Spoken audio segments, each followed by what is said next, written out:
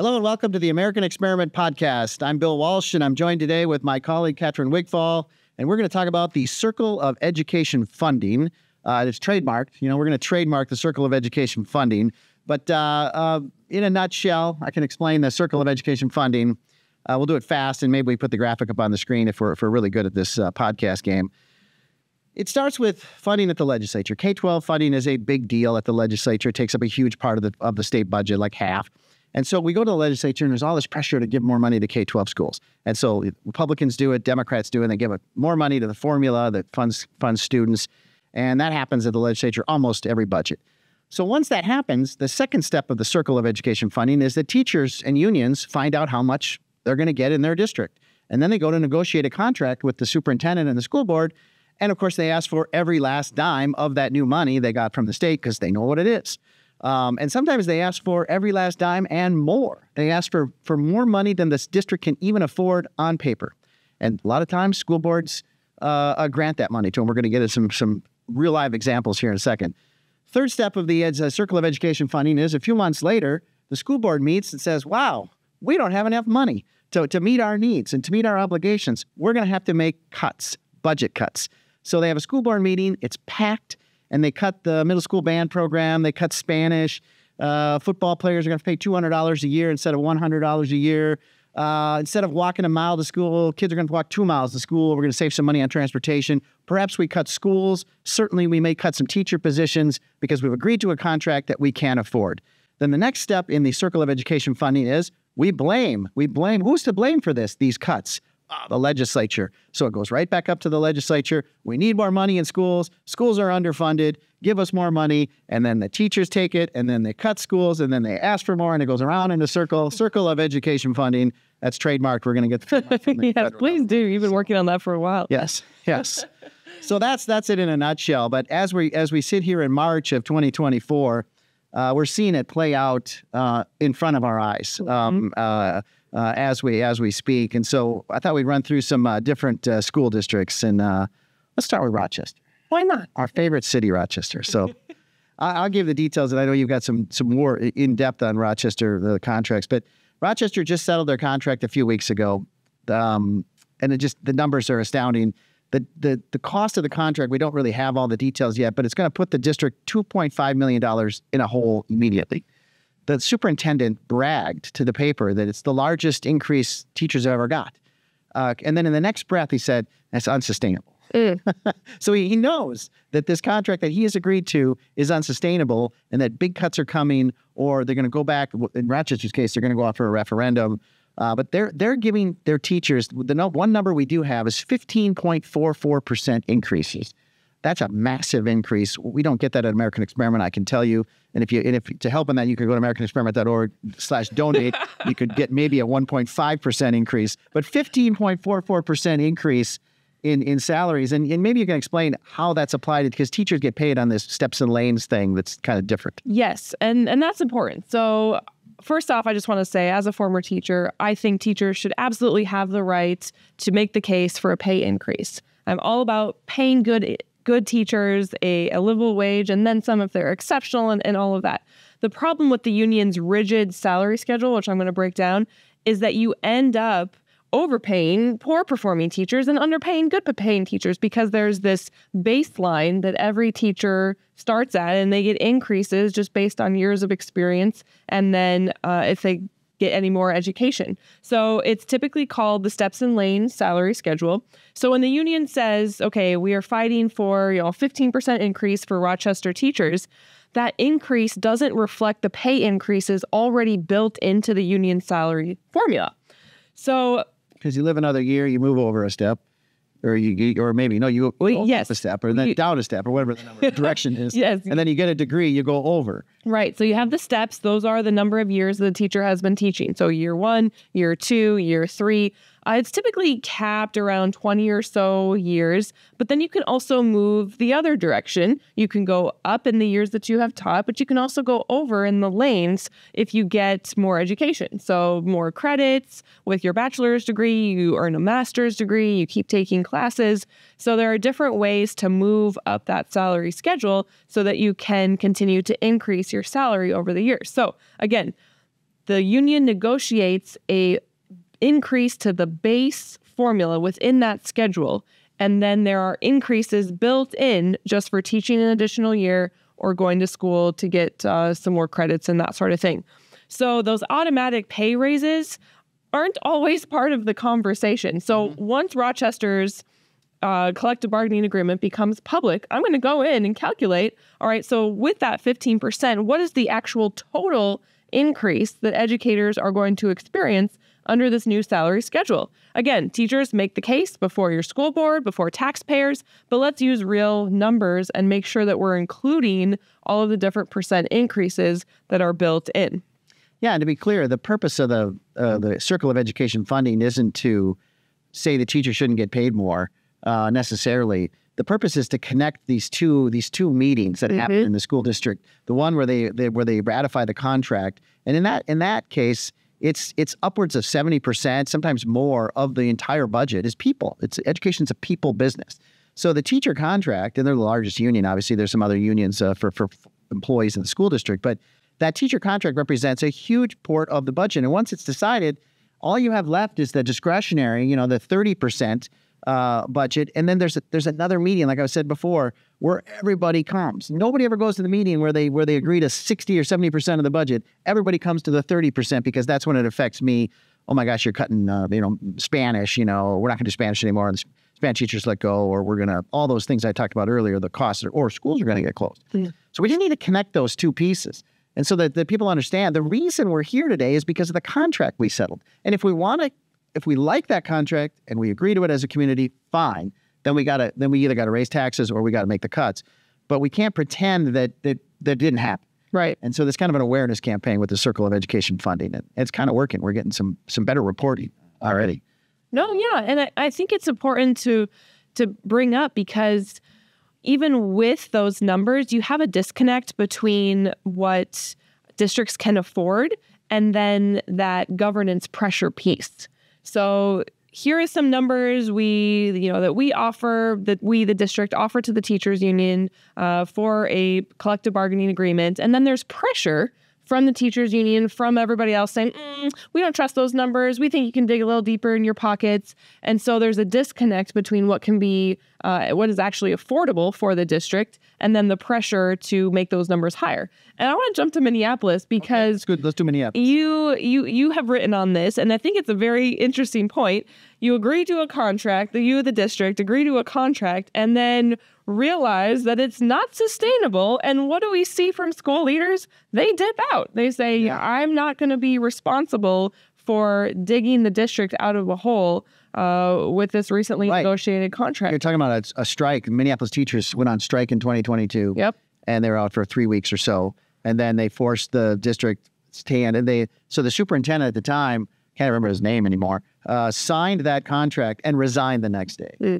He knew this is unsustainable. I don't want to be around for the aftermath. And so signed the contract, resigned. And here we are 2 years later. And that district is $100 million or more in the hole before they start negotiating this next contract, which they're in mediation right now between Minneapolis and their teachers. And they have put out the list of cuts before the contract, and I had to laugh because I use this, they're going to cut middle school band kind of as a funny kind of thing to say, but they're actually cutting band. It's on the list. In Minneapolis. It's on the list. They're going to cut the 5th grade music classes, assistant principals, specialists for literacy, math, and less funding for other programs. So there is a list of cuts already coming to Minneapolis, and the teachers. This is very unique.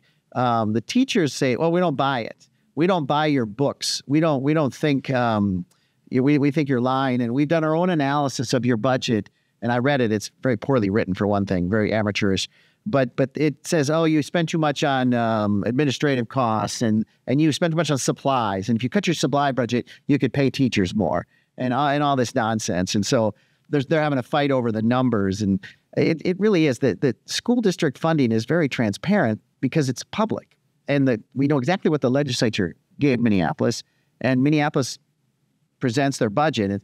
It's not like Delta Airlines negotiating with their flight attendant union, and the flight attendant union always says, "Well, we don't know Delta's books. That's part of the back and forth in a private sector union negotiation. We really don't know if Delta's making profit, if they're really hurting, if they're full of it when they come to the bargaining table."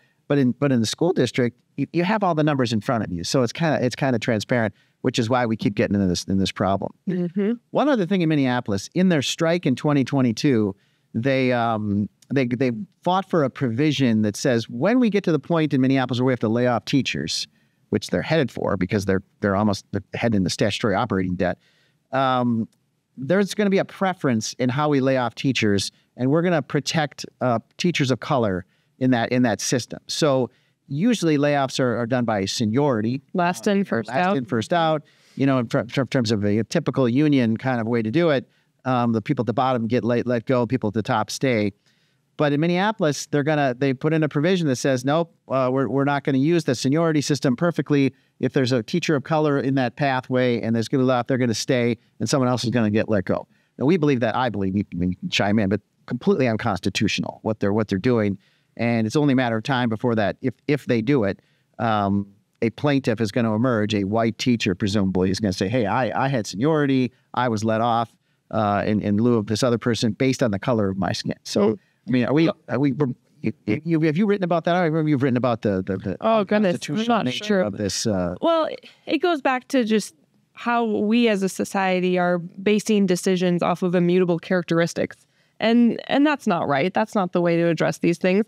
And I would say that provision shows that the last in, first out system is just broken in itself. So here you are giving exceptions for teachers.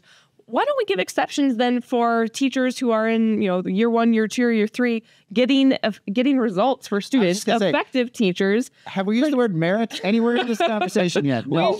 We should. No. Because, when you think, I mentioned how the union salary schedule is so rigid, and how the compensation then ends up underpaying great teachers or overpaying less effective ones. I want to just throw in the Dallas School District several years ago replaced their salary scale, which is based on experience and educational attainment, which is what we see here in Minnesota, with one based on evaluation scores. And it has resulted in positive achievement results and positive effects on student math and reading that increase over time. So you see when you have the merit pay, when you focus on teacher effectiveness, that, well, for one, that's encouraging for teachers to do better and try to be better. And then it helps with retaining really good, effective teachers and realizing, okay, just because you have seniority, just because you have tenure, maybe you're getting too burnt out to do as good of a job as you need to be doing to best serve students. And we have studies from both within the U.S. and across the world. There was a 2020 meta-analysis of 37 studies, 27 conducted in the U.S., that found that teacher merit pay has a positive and statistically significant effect on student achievement. So that's another piece of it. Maybe all of these contract negotiations, it's an opportunity for us to look at teacher compensation and rethink how it's designed and how we're paying teachers. I don't think you understand how things work here. All that science stuff, those numbers, 27 studies. No. We had an effort to do merit pay, back in the Plenty administration, 20 years ago, called QComp, and there was some pay for merit. It was more bonuses. It wasn't really necessarily like everybody. But that has been so watered down now. It still exists, but it's like, and now the QComp system, everybody gets the same amount of money across the board. So all the merit has been squeezed out of that. So let's jump to St. Paul, because we see a similar response as we did in Minneapolis. School leaders signed on to a collective bargaining agreement, said, see you later. Now, Superintendent of St. Paul just received a national award-winning award. He's the Minnesota Superintendent of the Year, and then went on to be found as the National Superintendent of the Year.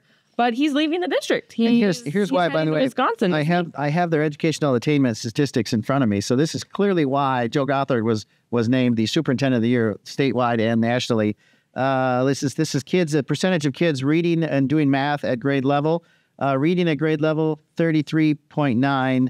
Doing math at grade level, 25.6.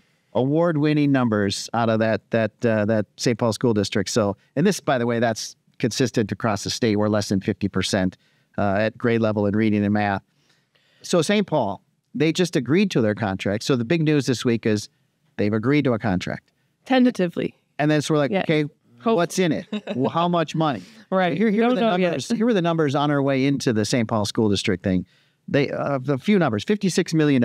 They got $56 million in new funding from the state from the 2023 session. So everybody can see that. It's very, very transparent. $112 million is what the teacher demand is. So they know there's $56 million in new money. They literally asked for double that. So that's what they were demanding as they went into negotiations. And one other number, $106 million, that's the projected deficit before they agreed to a contract in St. Paul. So we're talking about, again, school cuts, middle school band, all of it coming down the pike. $106 million was the projected deficit heading into the negotiation. We don't know yet. The dust hasn't settled. I don't think the teachers have ratified. But how much of that $112 million did they get? What's the deficit going to be? And then the superintendent's going to sign that contract and head to Milwaukee, Wisconsin, where he grew up. So that is the circle of education funding, living out in real life. One other thing in St. Paul, in the last negotiation, the teachers bargained for low class sizes. So when you hear low class sizes, I think people say, oh, that's good. As a parent, I loved it when my kid was in second grade and there are only 23 kids or there are 18 kids. Ooh, my kid's going to get special attention. And there's some value in that. But you've looked at, again, science. I know, don't do science with this, you education specialists. But the science on class sizes is, what would you say, dubious? Yeah, not statistically significant. I mean, and I've written on this on AmericanExperiment.org. You can search for it. That what's missing in that debate is the difference between class sizes and teacher-student ratios. And there's a difference between the two. And again, that gets lost in messaging, similar to these increases. So I don't know. We don't know what the final increase for St. Paul will be. But the union was asking for a $7,500 increase, as well as a 7.5% pay raise in the second year of the contract. So collective bargaining agreements, 2-year contracts. Now, the district said that its budget would allow for a 2 to 3% wage increase in the first year and then 1.75% more in the second year. Some people may look at those numbers and say, well, that doesn't seem significant. But again, this does not account for the built-in increases through the steps and lanes salary schedule, which I will certainly make sure to write about on AmericanExperiment.org just to put those numbers into perspective. So when there's focus during these contract negotiations, it's often on that pay raise percent or dollar amount that the local union is asking the district for, and it doesn't include the other increases that the steps and lanes salary schedule does. So one other thing before we go, and this is more broadly, there was an article in the Minnesota Public Radio that the headline of which is 70% of school districts are expecting budget shortfalls in the upcoming school year.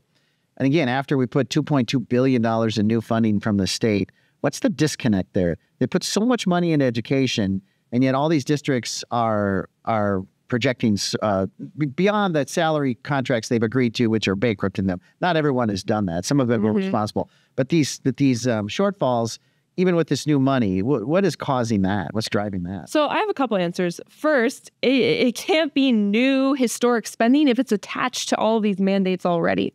We saw in the Education Omnibus Bill from last session 60-plus new mandates that districts will have to figure out how to pay for. Well, that earmarks over half, if not half of that new money.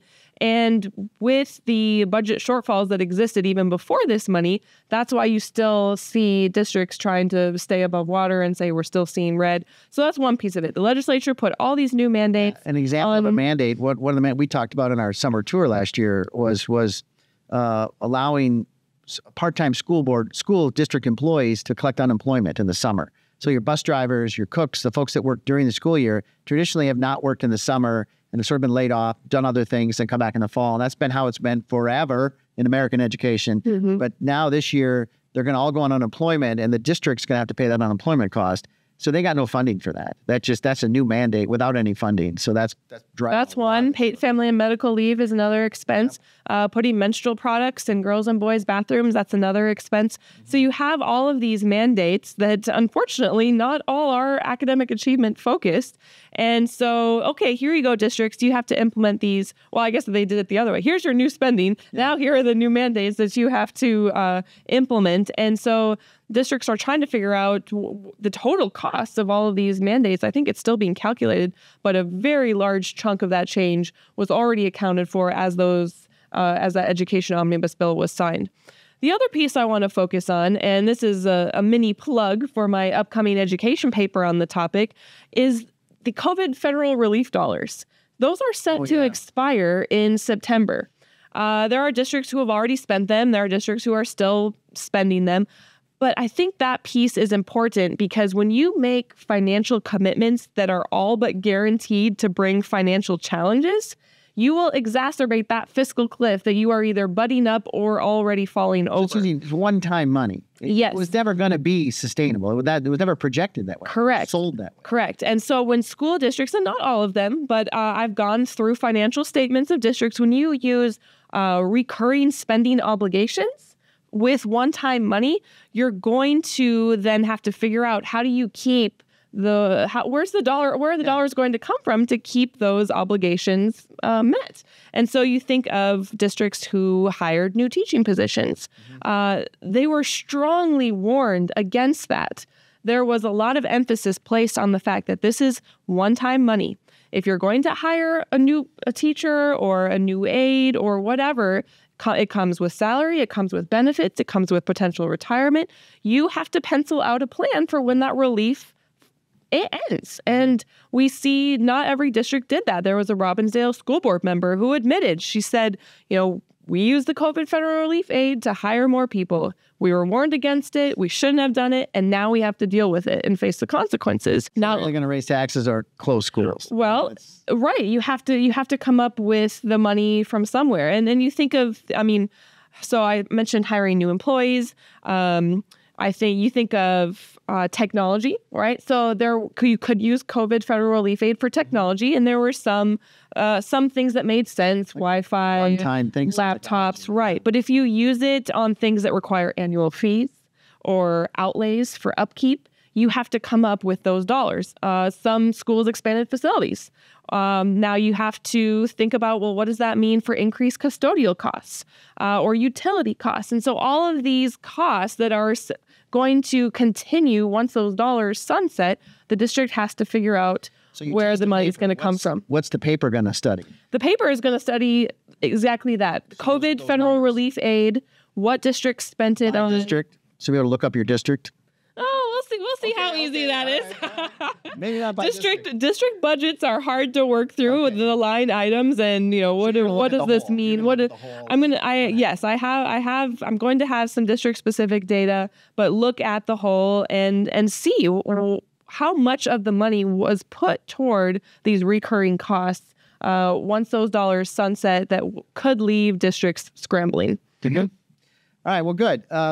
Final word on the circle of education funding. Just what can I do at home? I mean, the whole point is to really make folks and the press report on and look up what is the teacher contract settlement. What is the percentage increase? How does that apply across the salary schedule, the steps and lanes? And the most important number is what's the bottom line dollar cost for the new edition of the contract. So what are we going to spending before? What are we going to spend now after this? That's the number that never shows up, or more and more it's starting to on some of the reporting we're doing. But that's the point, and to connect that to the meeting where they're trying to cut your middle school band program. And Lamar Alexander, a former governor of Tennessee, used to say, I want to pay teachers more. I want to pay good teachers more. It's not about necessarily, teachers not getting enough money, but the way the system is now, we're just stuck in a cycle of more funding and achievements going down. That's not the answer for Minnesota. And that's the Circle of Education Funding and the American Experiment Podcast. Thanks for listening.